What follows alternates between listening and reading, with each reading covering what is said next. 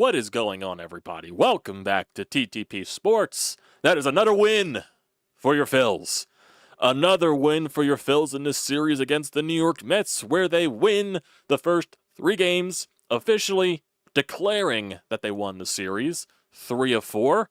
They won the series. Now they have a chance to sweep tomorrow night with Jesus Luzardo on the mound, and once again the Phillies pounded the Mets. They embarrassed the Mets. They dismantled the Mets. The Mets are also the kings of tryhards when the game is completely out of reach, huh? How about a Juan Soto home run when it's fucking 9-1 or something like that? Oh yeah, it's a Chris Paul huge 3 to make the score within 40 or something like that. That's that meme. That's basically what Juan Soto did right there. He still did his little skippity hop around the third base bag, still doing his thing when the team is down by a large margin. Then I get to witness Max Kepler murdering a baseball out of the ballpark directly after. Max Kepler having himself, what a 5 RBI night, 3 hits. Max Kepler going off. Where did this version of Max Kepler come from? Is he really just fully grasping the platoon spot, the platoon role? Is he just firmly grasping it and rolling with it? Is that what Max Kepler is doing? When his number is getting called, he is contributing.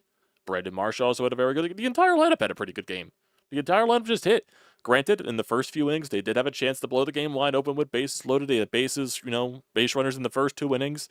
Weren't able to really cash in with those runners and scoring position opportunities. The Mets did eventually make it a 2-1 game, but the Phillies eventually blew the game open. So the game was out of reach.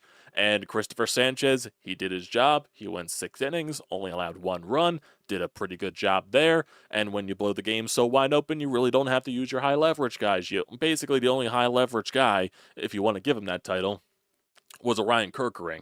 And basically the rest of the way, you had to use Jose Alvarado, who is obviously not going to be available for you in the postseason, so he's not a high leverage guy at this rate. And you used Trevino. That was it. So you saved your high leverage guys. You gave them another day of rest. You gave Strum another day of rest. You gave Duran another day of rest.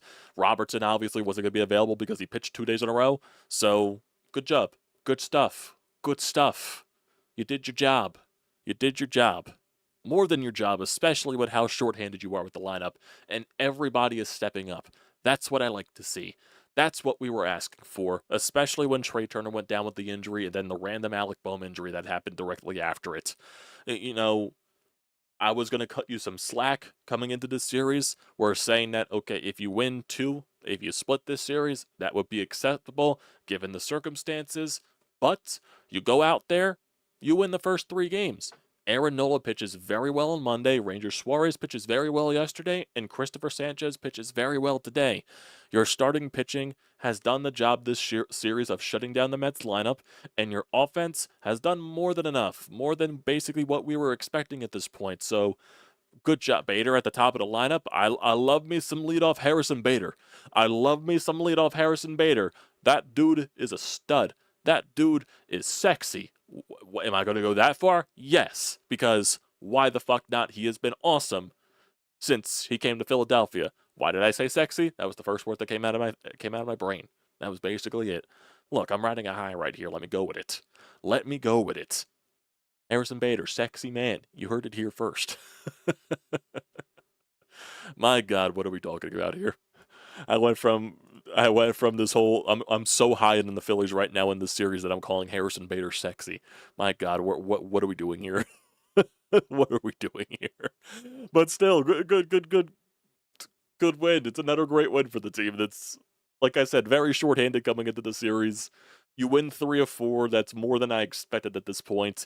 You're doing your job and you're setting yourself up for a possible sweep tomorrow night. So why not have at it? Have at it. The Mets offense has been terrible this series.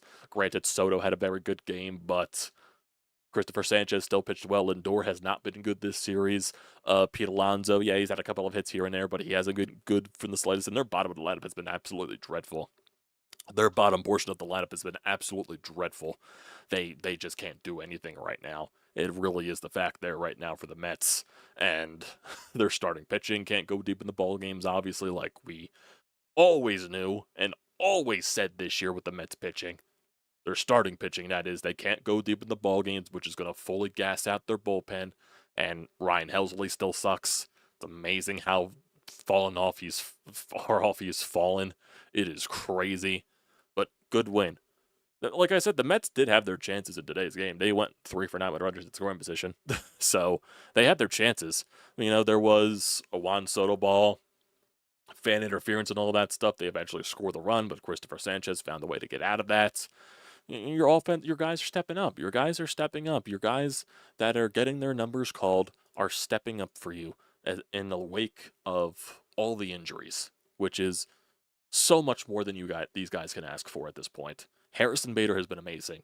Brandon Marsh has been amazing. Hell, fucking Max Kepler has been very good. When the fuck are we were planning on saying that this year? Max Kepler, for the past, like, when his number has been getting called ever since he's been in this platoon role, he's been good. He's been very good. So good on him. Even when Castellanos gets his numbers called at some points during this platoon recently, he's been solid. You got the Otto Kemps in the line. You even have fucking Walton in the lineup, the guy that they picked up on waivers. Dude gets an RBI. Granted, it was in garbage time, but still, he got an RBI. Walton contributing. Hey, Walton contributing. Oh my god. Crazy stuff here, boys. Crazy stuff. So, let's go through this game. Why don't we? Christopher Sanchez's stat line: 6 innings, 4 hits, 1 earned run, 1 walk, 6 strikeouts on 93 pitches. Good stuff for him. He had Kerkering pitch in the 7th. He did throw 29 pitches. He was all around the strike zone. 1 hit, 1 walk, 2 strikeouts. Alvarado, he threw 7 strikes. He allowed the whole solo shot to Soto. That ball was fucking crushed. And then Trevino, he allowed a run, blah, blah, blah. Bases loaded and all that stuff. Honestly, I thought Soto crushed that ball at the end, but nope, died right at the warning track. Gotta hit the weight room there, Juan. Gotta hit the weight room.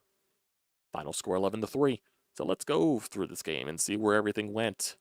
So the Phillies loaded up the bases in the bottom of the first inning. Bader with a leadoff single. Schwarber walks. Schwarber had a lot of walks in this game. And then Harper, here's also a trend, getting hit in the foot.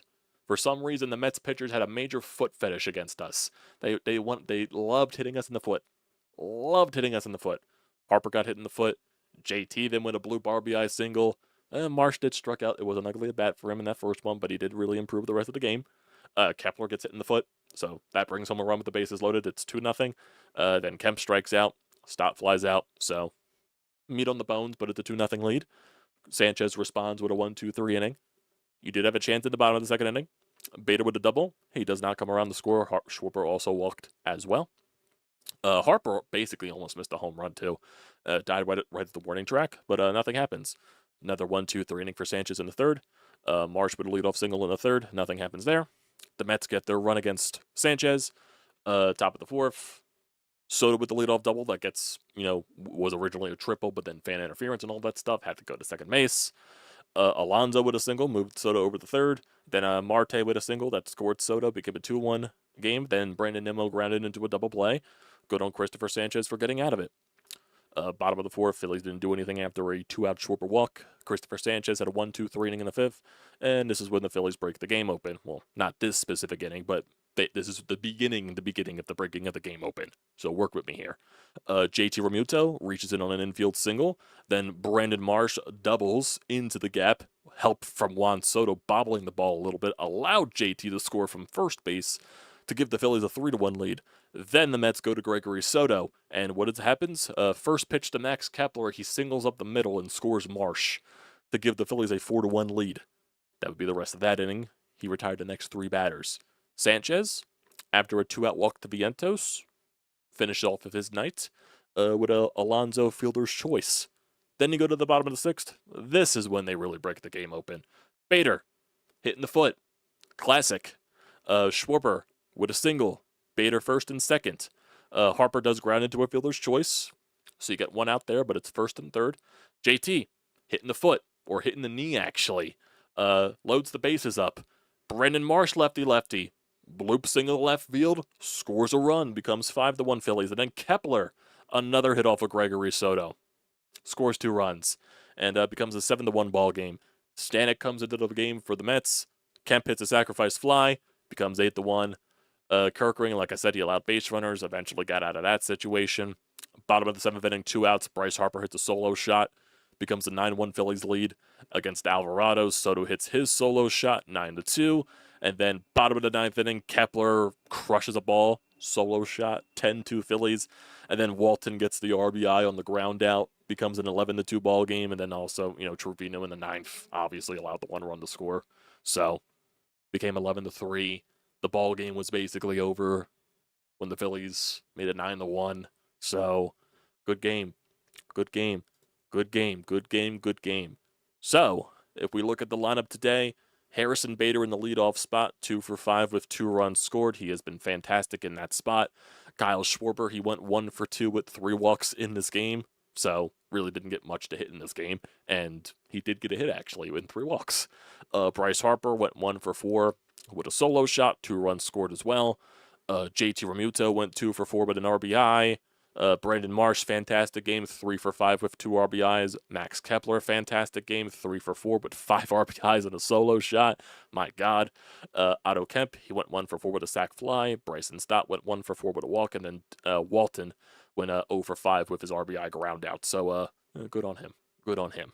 4 for 13 with runners in scoring position. You left 11 runners on base, and that was from the first few innings. But then, like I said, you broke the game open. All is forgiven. So fantastic. Winning the first 3 games of this series. Way more than probably a lot of us expected. Way more, especially coming into this series with the circumstances. I know I keep saying that, but that has to be pointed out. I'm sure a lot of us were probably like, okay, given the circumstances, you don't have Turner, who was on fire before the injury. You don't have Bohm, and granted, Bohm really hasn't done much for you, but still, Alec Bohm in your lineup is better than not. And then granted, with the pitching injuries as well as Zach Wheeler, it's a lot of bodies missed right there, and you're going to be asking a lot of guys that are, in their platoon roles to step up, that's playing Edmundo Sosa more, that's, granted still sticking with the outfield platoon that you have, and now playing somebody over at third base, which has most likely been Otto Kemp more than times than not. These guys have been stepping up for you. Kemp had a solo shot yesterday. He had a sac fly today, even though that was mixed in with some ugly at-bats, but that's also the Otto Kemp experience. Obviously, like I said, your outfield platoon, ever since really you maintained that outfield platoon of Harrison Bader just being your standard center fielder, then you mix up the left field and the right field positions. Those guys have been fantastic for you. Fantastic. Bader has been fantastic basically ever since his slow start since being traded here. Been fantastic ever since. Brandon Marsh has been good for a very long time now since he had his AAA stint early in the season. And realistically, since Castellanos and Kepler have gone into this platoon role, those guys have been stepping up recently when their number has been called. Kepler more times than Castellanos, but Castellanos in the past few games, the past few series, has done stuff when his number has been called in his platoon role. So good on those guys for doing that. And I think there's actually some numbers here. I believe it was from Jeff Kerr, if I am not mistaken, on specifically the Phillies outfield platoon. And I think there's a thing right here. But here's also some numbers here on Max Kepler as well since the trade deadline. So Max Kepler, since the trade deadline, this is from Jeff Kerr of CBS Sports, 288 batting average, 5 home runs, 17 RBIs, 16 runs scored, and an 858 OPS. Kepler had a 203 batting average with a 655 OPS prior to the deadline. So, hey, he's stepping up into this role. Brandon Marsh since May 1st, 315 batting average, 8 home runs, 31 RBIs, 49 runs, and an 818 OPS. Great stuff right there. And here's the tweet about the outfield as a whole. The Phillies outfield is hitting .278 since August 1st, which is 4th in Major League Baseball. OPS is 800 exactly, 8th in MLB heading into the night. So, fantastic stuff. Fantastic, and Harrison Bader's up to a .346 average since the Phillies acquired him at the trade deadline. Crazy. And here's also stuff about Brandon Marsh and Max Kepler going up against the Gregory Soto here. So Brandon Marsh was hitting .194 against left-handed pitching this season going into the at-bat against Gregory Soto, 12 for 62. Rob Thompson kept him in the game with bases loaded against Gregory Soto, base hit opposite way to left field. Marsh is still only hitting .206 against lefties, but Thompson trusting him here is massive. Kepler was also hitting .190 against left-handed pitching heading into the at-bat. He got a base hit as well. So, crazy stuff here, boys. Crazy stuff. Like I said, guys are stepping up when their number is getting called. Simple as that. It is as simple as that. So, now, your division lead is up to 10 after this win, which is very fun. And if you do sweep the Mets tomorrow, it goes to 11. And now your magic number to clinch the National League East is down to 7. And if you sweep the Mets tomorrow, the magic number goes down to 5. So, let's see what we can do. Winning 3 of 4, like I keep saying, was way more than I expected, given the circumstances. You have exceeded expectations, and now you just see what happens tomorrow. I'm sure, like I said yesterday with Christopher Sanchez, yesterday with Christopher Sanchez in last night's recap, I said that Christopher Sanchez was definitely going to come into this game with some animosity after the way that he pitched in Citi Field a couple of weeks ago. I'm sure Jesus Luzardo is going to be the same way. Luzardo, since that game in Citi Field, has actually been pitching pretty well, even though it's been 2 games since. He was dynamic against the Atlanta Braves on Sunday Night Baseball. Sadly, he didn't get the win in that game. And he was solid against the Miami Marlins. Now, into a series possible sweep clinching game, I expect Jesus Luzardo to come in with some animosity as well to get some revenge against the Mets. Also, remember when Jesus Luzardo pitched against the Mets back in Philadelphia on Sunday Night Baseball, he was very good in that game as well. So, we'll just see where things go. Is the offense still going to be as good tomorrow? I believe they're going up against David Peterson. And the last time they faced Peters, did they face Peter? I don't think they faced Peterson in Citi Field the last series. I think the last time they faced Peterson was that Sunday Night Baseball game where they did go off against him. So, like I said, we'll just see where things go from here. But you did do your job. And if you lose tomorrow, the lead in the National League goes back to 9. So, in essence, you're doing your job. You improved your NL East leading standings coming into the series. You came in at 7. At worst, it's 9. At best, it's 11. So, you did your job. You did more than your job at this point. So, good on you. Good on you. I gotta sneeze. I feel it. Excuse me. Trying to see if there's anything else on the Twitterverse, because we also do have a voicemail here on the Anytime Hotline. There's also something that's interesting as well. The Milwaukee Brewers, they got swept by the Texas Rangers. So it does look like that the Brewers' magic that they've had for a very long time is starting to dwindle, and they're coming back down to earth a little bit. So, and that's also something because the Mets also play the Texas Rangers this weekend. I think they're in Citi Field. I don't remember.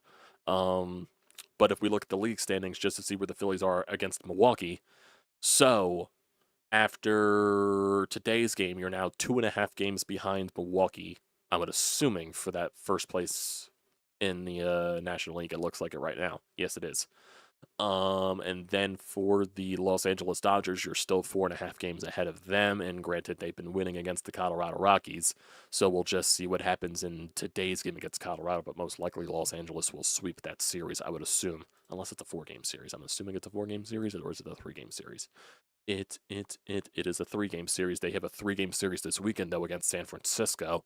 So the Dodgers are going to have a tough next 3 series after the series against Colorado, San Francisco twice, and the Phillies. So those are some big series for them because San Francisco has been very hot and they're fighting for that last wild card spot. So that's going to be a very important series for both of those teams because the Dodgers obviously are still trying to fight for the bye week, and they're 4.5 games behind the Phillies. So in that series, Phillies and Dodgers, that very well could decide what happens with the bye week. It really could. It really could. I do want to see the Brewers, though. What is the Brewers' remaining schedule? Since they've been coming back down to earth, realistically, for a little bit here. They play the Cardinals next. So, let's look at the Brewers recently. So, they did sweep Pittsburgh. So, that's something, but it's also Pittsburgh. They lost 2 of 3 to the Phillies. So, ever since that long winning streak, they lost that weird 5-game series to the Cubs. They lost the series to San Francisco. They split a 4-game series against Arizona. They won 2 of 3 in Toronto. They lost 2 of 3 to the Phillies. They swept Pittsburgh, got swept by Texas. Now, they play St. Louis at home for 3 games. They play the Angels at home for 3 games. Then they go on the road to play St. Louis again for 3 games, San Diego for 3 games, and then close out the series against Cincinnati, close out the season against Cincinnati at home. So, it'll probably come down to neck and neck. It really just depends on how it goes. But it does look like the Brewers are more coming back down to earth than not. Like, they were very hot for a very long time, but eventually that dwindles down. So, we'll just see where it takes them. And just to look at everything else here, yep, still 4.5 games above the Dodgers. And like I said, with going into this Dodgers final game against Colorado, so we'll see what happens there. And then yeah, and then you look at obviously with the NL East, it's a 10-game lead, so you're 26 games above 500. The Mets are 6 games above 500, which is crazy. So just keep doing your thing, man. Just keep doing your thing. That's the most important thing at that point. Just keep doing your thing. And also the Dodgers, they're still fighting with the Padres for that first place in the NL West. Dodgers are starting to wake up a little bit. They won 3 in a row. Granted, they are only playing the Colorado Rockies. In terms of the wild card standings, just to look at everything where it's going.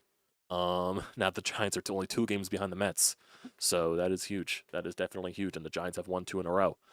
The Reds, they're 3 games behind. The Diamondbacks, they're 4.5. But I'm really just looking at the Reds and the Giants at this point. But yeah. Giants win some games against the Dodgers. They help you out. They scratch your back. You scratch theirs. We'll see where it takes us. We'll see where it takes us. So, let's go to the Anytime Hotline. We just got another call in here as well, so let's get to those. Got one from Sean. We got one from Mist. So let's go to Sean first because he left it first. So first crack at it. Let me bring this up for you guys here. And let's go. It's been fun to watch, right? I mean, got to give the Phillies credit here. Everybody contributing. Even Walton had a damn RBI ground out. Walton. I mean, that's what you need. When guys are out, the guys that are replacing them have to pick it up. And, you know, Brandon Marsh and Max Kepler tonight coming through, especially off the left-handed relievers. But as I always say, everything starts with this team with the starting pitching. And Christopher Sanchez continued the trend in the series of, you know, dominating the Mets hitters. I didn't think he had particularly his best stuff, but again, good and well enough to do the job. You know, but as I said earlier, I want the sweep. I mean, I know we struggle against Peterson, so that'll be a tough matchup. But, you know, we've got this team on the ropes. They've administered a couple standing 8 counts. Let's go for the knockout blow tomorrow and send them out of here and cut this deficit to 5 to clinch the National League East. Yeah, that would be amazing if they find a way to sweep tomorrow. That would be fantastic. So Peterson lefty, so obviously you'll be right-handed heavy tomorrow. So that most likely means Castellanos is playing. I would assume they choose Marsh over Kepler tomorrow. I'm not entirely sure. Bader's obviously the starting center fielder. Sosa probably plays tomorrow. What else would be the case? I would assume Stott plays just because of what they don't have on the bench. You know Kemp's playing, obviously, because he's a righty. And then, you know, you still have Schwarber, you still have Harper, you still have JT and all that stuff. So, most likely you're just looking at Castellanos coming into the lineup tomorrow and Sosa as well. That's what I would expect. So, and Sosa had the home run in the last time they faced David Peterson. Schwarber did as well. So, and basically this is a rematch of Sunday Night Baseball back in Philadelphia a little bit. So, we'll see. Oh yeah, Weston Wilson might get the start. Weston Wilson might get the start in left field. I didn't even think about that. I did not even think about that, Franco. Thank you for that. Thank you for that little tidbit. I forgot about Weston Wilson, so you might see Weston Wilson tomorrow. So we'll see. We'll see. But I would love it if they find a way to sweep this team. that would be crazy. That would be crazy. Here's a funny picture. So now this is from John Blaine Media. So apparently there's a Phillies fan or a couple of Phillies fans that are dressed up like Phillies Karen. And they're males. So that is hilarious. Dressed up like Phillies Karen. That is funny. That is hilarious. Oh man, that is crazy. But the one thing that also Sean talked about with Christopher Sanchez didn't have his best stuff. There was a tweet from Matt Gelb that was a little bit intriguing coming into today's game, specifically about Christopher Sanchez and the Mets just this season. So here it is. This was, I'm assuming, before tonight's game, at some point. Something to watch for tonight. Mets have swung and missed at only 7 of 49 changeups from Christopher Sanchez this season, well below the whiff rate to every other lineup. So I guess it's something that the Mets are to just, okay, lay off the changeup or something like that. So it forced Christopher Sanchez to go to other things in his arsenal. He still pitched well. He still shut them down for the most part. So sometimes when a team has a read on one of your pitches, you got to go to other things in your arsenal, and there you go. Granted, the umpire behind the plate was also very brutal, so he did get some favorable inside spots, but at that point, you got to take advantage of it. And Christopher Sanchez did take advantage of some of those inside spots of the strike zone. And there's also something that's very weird that did anybody else really notice that in all 3 games in this series, the Mets constantly complained every time there was like a strike 3 call? Like every time there will be a strike 3 call, they're looking back at the umpire. Like, what are we doing here? What are we doing here? Yes, I know the umpire's bad, but you're going to do it after every strikeout? Come on, guys. A little bit of loser behavior there, don't you think? Don't you think? Go to Mist. See what Mist got. What's up, Amadeo? Man, it's been fun to watch the Phillies, right? Yeah. And let me tell you, man, this team feels different. Feels different than it used to. Not the same good, a different good now. And, you know, you look at the changes. I mean, obviously, like, Duran is huge, and obviously everybody's getting behind the Durantula, like, all that. But, man, like, Ader just, it's not all him. I mean, he's been great, but, like, what has our outfield become? Suddenly we got this power outfield. Like Marsh, for years we've been waiting to do something, and all of a sudden he's hitting it all over the yard. And Kepler, that we were ready to give up on, has been looking great. I mean, it's something, man. It's different. It looks different. It feels different, but it plays well. And, like, I get it, you know, whatever. It's the Phillies at home against the shit-ass Mets, but, like, still, man, I don't know. I'm worried. I'm worried about how excited I'm getting. We'll see. Go Phils.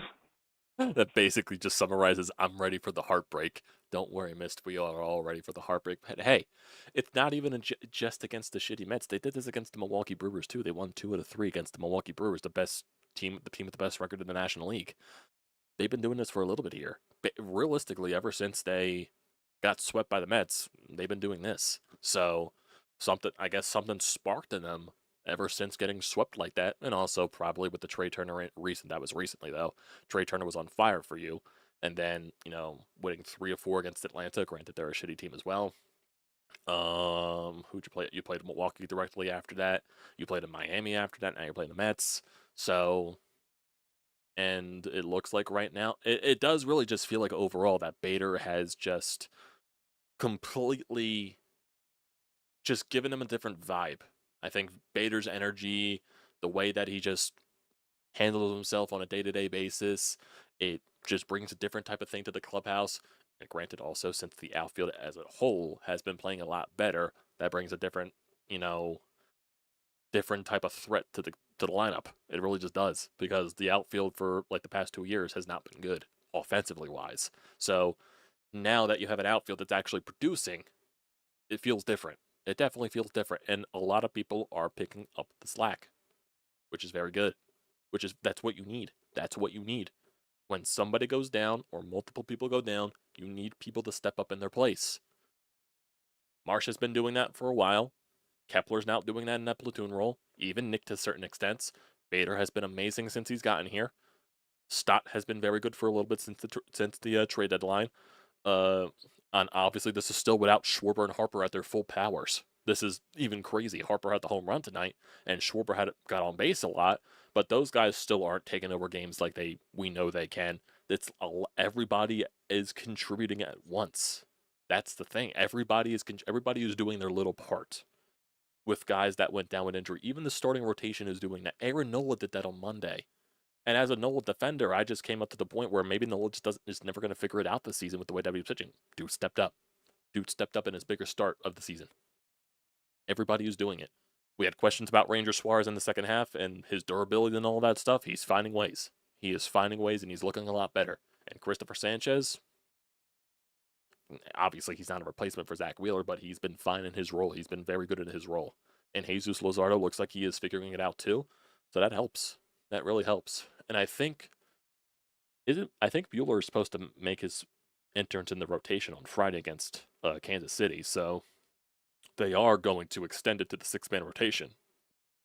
So that would help, just giving those guys an extra day of rest. Granted, because there's not a lot of days off now until the end of the season. I think they only have like 2 days off left, if I'm not mistaken. 2 days off left. I think that's the case. I think. I don't know. I probably should check that, because I know they don't have a day off before the Dodgers series. I don't think that's the case there. No, they don't. Okay, so their next day off is in between the Dodgers and the Arizona series, and then between the Arizona and the Miami series. So they have a day off on a Thursday and a day off on a Monday. That's what it looks like. That's what it looks like. And then, of course, those final 2 series of the season against Miami and Minnesota, I will not be home. I will be on vacation. So, and granted, we're definitely going to figure out how to work these late night games, especially against Los Angeles Dodgers. A lot of those are 10 o'clock games. Then you have a 9:40 game against Arizona and a 4:10. Gonna have to figure that out. And there's also, before we end it off, we also have to ask the one question: how are the Mets this bad on the road? How are they, like, seriously, look at the discrepancies between their home and road records. It makes you question these things. They're 45-27 at Citi Field, but they're 31-43 on the road. They're 12 games below 500 on the road. How are you that bad on the road? Now, granted, teams have home field advantages and all that stuff. The Phillies aren't the best home road team in the world. They were a game above 500 on the road. They're 38-37 with their 48-23 at Citizens Bank Park. If you're going to be a good team, you need to at least have around a 500 record on the road. Because yes, home field advantage is true during the regular season. You're going to win majority of your home games. That's what it's been like. But it's just like the Dodgers, they're 4 games below 500 on the road. The Padres, they're 5 games below 500 on the road. It's crazy. It is absolutely insane that, like, the only team in Major League Baseball that's like really good on both sides is the Brewers. The Brewers are 45-26 or 46-26 in Milwaukee. They're 43-32 on the road. They're like the only team in Major League Baseball that has a really good road and home record. It is crazy. That is crazy. Like, that even makes you think. It really makes you think about, because a lot of people talked about, the Mets and their signs, they have like reads on pitchers or something like that in Citi Field. Maybe there's a little bit of talk to that. Maybe there is. Maybe it's more of a stretch just because of how bad the discrepancies are, but it's like, it makes you think, doesn't it? It makes you think. It's weird. It's really weird. So with the Mets' upcoming schedule, they got 3 series at home next. 3 series at home after this. Texas, San Diego, and Washington. Granted, they play a lot better in Citi Field. Also, Texas is coming off of a sweep of Milwaukee. Texas also has some of the best pitching in Major League Baseball, numbers-wise. The Mets, they'll be facing DeGrom, Corbin, and Latz, who looks like he's a bullpen guy converted starter, who has a 2.91 ERA, and Patrick Corbin, who is having a renaissance, but still has a 4.36 ERA. That's good for Patrick Corbin standards. But still, they're also going up against Jacob deGrom. So, like I said, that'll probably be a series where the Mets do bounce back, but for the Padres and the Mets, that'll be a very important series for both teams. It really just will be. The Padres are fighting for their lives, exactly. The Padres are fighting for their lives. And then the Nationals always give the Mets troubles.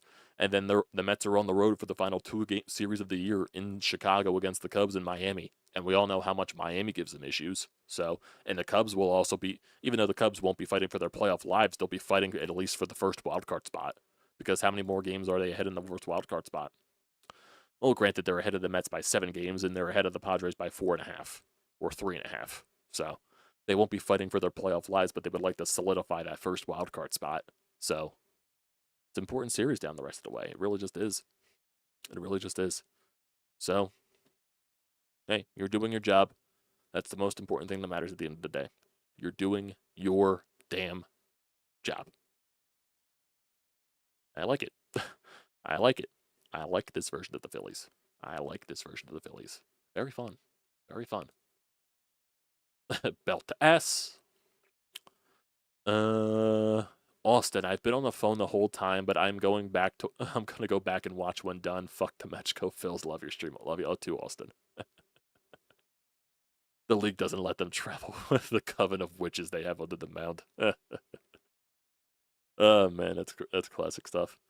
So before we end it off, just a little bit of an update here. So tomorrow it is expected, according to the UPS tracking system, that my new computer is coming tomorrow. So I still should be able to do a recap tomorrow. It just all depends on the whole setup because I do plan on cleaning in here, cleaning the desk, making sure that tightening the screws in this desk because this desk a little wobbly for a little bit. And I already backed up stuff on a hard drive, so I'll have that. Then just got to see how the computer works. Hopefully, fucking hopefully, I don't run into the fucking I don't run into the goddamn frequency problems when my goddamn neighbor uses his goddamn ham radio. Fucking was so annoying today because I was on the show at Russ, and in the middle of it, the frequencies go all haywire because when he starts using the ham radio, it messes up with my keyboard and then it messes up with my Wi-Fi, and it ruined my little bit on the stream. It just really pissed me off. Really pissed me off. I do have a hot. This one I got back in, this one I got back in 2021, and it still has good stuff. Like, don't get me wrong, but like also for editing purpose, like this thing could still run games perfectly, especially newer games as well. I think it's like a 3060 or something like that. It's definitely not it's definitely not one of the newer ones. I think the one I have now has like I could tell you that right now. I have the details in front of me. Because I took advantage of like the website's thingies. So yeah, here it is. Here, no, that's not that one. Where's my order?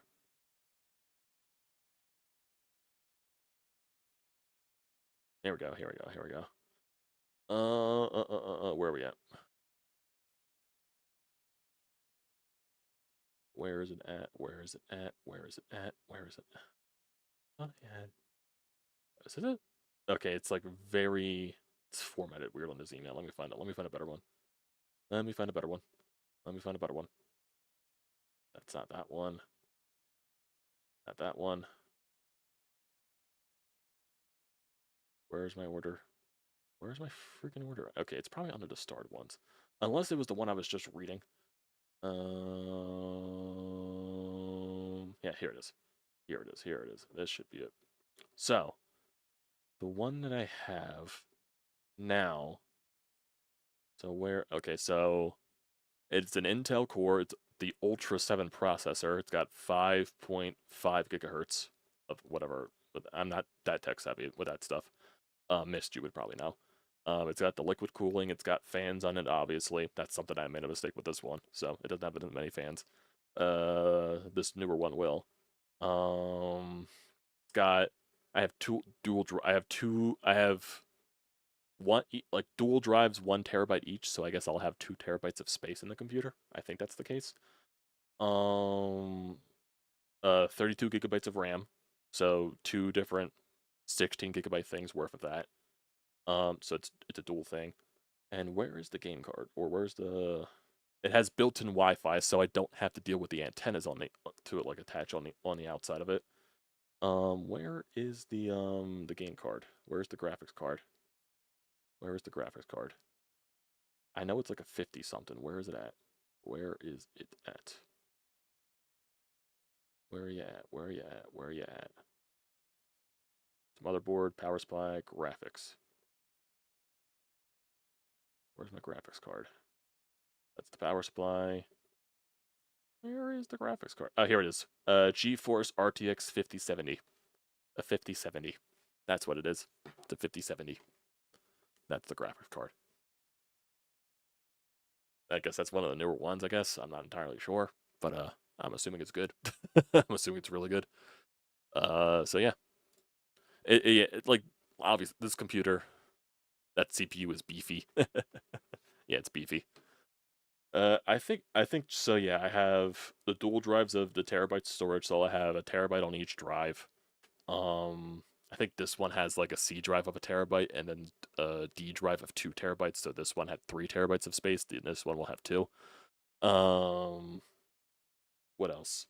It's going to have the cooling stuff, the liquid cooling and all the fans, so it won't heat up as badly. This one doesn't heat up bad, it's just it doesn't have as much fans in it, which I made the mistake on that one. Obviously the Intel core, it's one of the newer ones, so you have a 4090. Yeah, I have this 32 gigabytes of RAM, so that'll also help as well.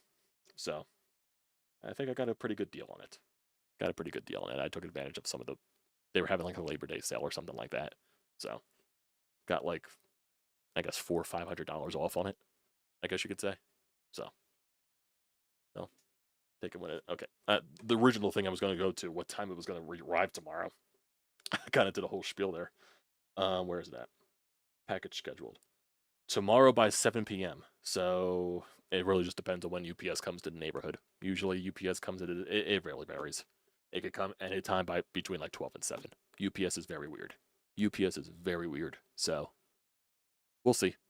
I'll most likely be streaming tomorrow, so you don't have to worry about that. It's just I'll have to set up the PC whenever I get it. During the day, I'll have to do stuff here, cleaning up all this crap. I'll eventually have to setting up my new PC stream. Basically, yeah, setting up my hey guys here at hey guys, I'm setting up my PC. I'll be doing it on my phone. Hey guys, so we're going to multitask here. We're going to set up the PC and also recap the Phillies game. So, like, I got my head, like, on the back. Like, okay, so how about Max Kepler, boys, as I'm, like, setting up the freaking, plugging everything in and make sure nothing's dusty and all that crap. Making sure I don't bang my head on the goddamn desk. That'll be... Oh, man. That thing is going to run smooth, especially if the drives. Yeah, let me see what the drives are. For you. Because obviously you sound like you know more. You would know way more than I do. So let me go back to my starred emails. I know this is like going off the deep end right now, but so the SSD hard drives, where the fuck they are. Where they at? Where they at? Where you at?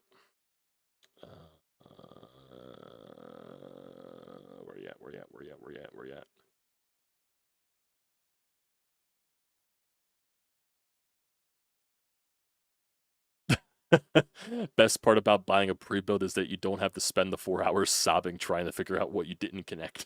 That definitely is true. Okay, so yeah, here's the storage thing. 1 terabyte WD Green SN3000 series NVMe M.2 SSD up to 5,000 megabytes per second, it says. Dual drives, so I'll have 2 of those, whatever that means.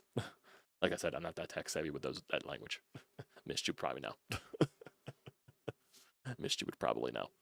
It's just that when I'm doing editing and certain things like that, like Premiere has started to get slower. The website that I use to edit the thumbnails and all that stuff, or even me for Russ and for Hunter and all that stuff, it's just so slow. It's crazy.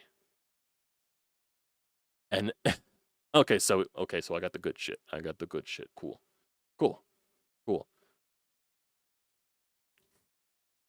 So this is definitely gonna be a PC that lasts me a little bit. Like I know my one buddy is looking to buy a new PC again. Well, not again. Like, well, kind of again. The one that he's on right now is his second, but he's debating of whether he wants to give it to his girlfriend and then he buys a new one, or he just buys her one. That's basically what it is. It plugs into your board directly with a similar interface that your GPU does. It's super fast. Cool. I will take that any day of the week. Give me speed. I am speed. That's what I want. But still, stream tomorrow. Hey guys, all the way down here, trying to set up everything, making sure the shit works down here, boys. That's what I'm doing. Oh man, tomorrow's gonna be a very hectic day. I already warned Hunter. I already warned Russ about the setup stuff that I'm gonna be doing tomorrow. Windows will boot in 4 seconds. Not lying. It might be. Like it's not even that this computer takes long to boot up. It doesn't. This computer is still like perfectly fine. Like if you're just using this computer for like simple everyday use, or you're just simply using it for game use, it is a perfectly great PC. It is. just for my things, because I game and also edit, a lot of editing and streaming, and take some wear on it. So this was a good first PC for 4 or 5 years. It was getting to a point where I was like, okay, a lot of shit is getting slow in terms of my editing processes. Probably need to upgrade. And I took the risk. And it's financed. I didn't pay all of it up front. I'm doing the Affirm crap with the 0% interest rate. So, yeah, I'll be seeing some $300 charges over the next few months, but worth it. So, I think it's worth it. It's definitely worth it. And Mist, you are definitely the tech savvy guy, and you're giving me a lot of the you're good. You're giving me a lot of the you're good stuff. So, I appreciate that. So now I know that, knowing my luck, I'll plug in the computer during the during the quote unquote setup stream, my house blows up. That would be my luck. Oh man, classic voice, classic. That's the perfect timeline. I had my last one about about 5 years. I'd still have it if it didn't kill itself in the middle of the night. Damn, it killed itself in the middle of the night. It couldn't take it anymore. It just couldn't fucking take it anymore. Like, I'm done. I've had it. And also with this new PC, with the whole setup process, I got Battlefield 6 for free, so don't have to pay the $70 for that. $70-$80 for that. I get it for fucking free. I'll take that shit. How you doing, Michael? Welcome to the stream. I guess I could also just stay on here. Oh, you woke up to a burning smell? Damn. That sucks. That's like a hard way to find out that your computer's like done. That would suck. That sucks. I'm definitely gonna have to protect this when I do go on vacation though. I'll probably have to cover it or something like that. Obviously, I'll turn all the surge protectors off and all that crap. Everything will be powered off, so I won't have to worry about anything like that. But it definitely sucks that I'm getting the PC. Then like in a week and a half, I'll be going on vacation, so I can use it still for a little bit, but it's crazy. Yeah, because I just bought this external drive just so I could back up my editing stuff, so I won't have to restart anything with the projects. So I could just boot that onto the new computer. I did save. I didn't really have to save so many things with games. I might put my emulation stuff on here. I'm not entirely sure. I might put my Dolphin on here, the Dolphin emulation stuff on here. I might do that. Might be a good thing. Obviously with Steam, I don't have to really back up stuff with that just because everything saves to the cloud. Really, the only thing that I backed up to it was my mods for Dragon Quest 11 because I still didn't finish that game. I'm on the third act of it, so I backed up the mods that I have for it onto the hard drive. So I'll have that when I re-download the game. Yeah, be interesting. Be very interesting. So I'll probably figure out what else to back up onto this thing tomorrow, and then when the computer comes, I'll hard reset this computer, and then I have somebody that is going to buy it. So one of my buddies' buddies is going to buy it off of me. Then I'm just going to ship it out to him, or he comes and picks it up, whatever comes first. So most likely, I think shipping it out to him. So that really means I would have to protect this goddamn thing. Goddamn. Just remember, everything you put on those new drives is going to call so much faster. Most games, it doesn't matter, but games you play a lot, put on the internals. So put on like the two drives that I have, obviously. So that's basically what you're talking about. So either of those dual drives, they'll just run perfectly. So I guess that's what you mean. Because I did notice that with this computer specifically for one game. That was Marvel Rivals. I haven't played it in a long time, but when I first played it, my one buddy said, like, because he also downloaded it to, like, his second drive. Okay, the one's coming with the PC. Okay, cool. Because, like I said, I have a C drive and a D drive in this one, and Marvel Rivals didn't run well on the D drive. It only ran well on the C drive, which was weird. So that definitely is a good point right there. So good lookout right there, though. Good lookout. But, yeah. Probably use one drive for editing, one drive for gaming. Makes sense. Or both. You never know. Maybe it'd be more smarter just to save all the editing stuff to the hard drive. Maybe that's the best deal. I'm not entirely sure. Who knows? I'm also just refreshing to see if Hunter is posting his recap yet. I'm sure he's recording now, or he's feeding his kids, whichever comes first. Most likely feeding the kids. But yeah, tomorrow's definitely gonna be an interesting day. Gonna have to clean up all this crap. Gonna have to move the cat bed off the desk and move that over for a little bit. Take off the monitors, take off all this stuff, take off my freaking soundboard, move everything, flip the desk over so I can tighten the screws because, like I said, this desk is fucking wobbly as fuck. Fix that, flip the desk back over, then set everything up for the PC. So I gotta figure out. Knowing my luck, it'll be during the Phillies game. That'll be my luck. But yeah, it'll be a very interesting day tomorrow. It'll be a very interesting day. So, yeah. You got any questions anytime, man? I am a turbo nerd about this shit when it comes to editing and gaming. Well, I do appreciate it. That's why we're in the BrodesMedia chat. That's why we're there. That's why we're in the Discord chat. So I appreciate that, Mist. So, that'll do it for tonight, everybody. End it off here before Brodes uploads his stuff. Then I'll go and edit that crap. Not crap, it's my job, but you know what I mean. And then we'll most likely be back here tomorrow, with new rigs maybe, for a Phillies recap tomorrow. So, appreciate y'all for joining in tonight. Appreciate y'all with the computer talk and all that crap. So, don't forget to leave a comment in the comment section down below. Don't forget to drop a like. Don't forget to hit that subscribe button. Does me a great deal of service. Also use the code TTPSPORTS, $20 off your first purchase at SeatGeek. Great deal. Don't pass it up. And we'll be back tomorrow. Maybe it's a setup stream. Maybe it's not. Maybe it's just with the new rigs. You won't be able to tell. You will not be able to tell.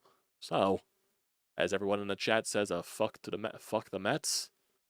Let's try to get the sweep tomorrow, boys. And basically, even though the NL East race is basically out of reach at this point, let's put it even further out of reach. Let's go up 11 games. 1-9-11. Sorry. Sorry.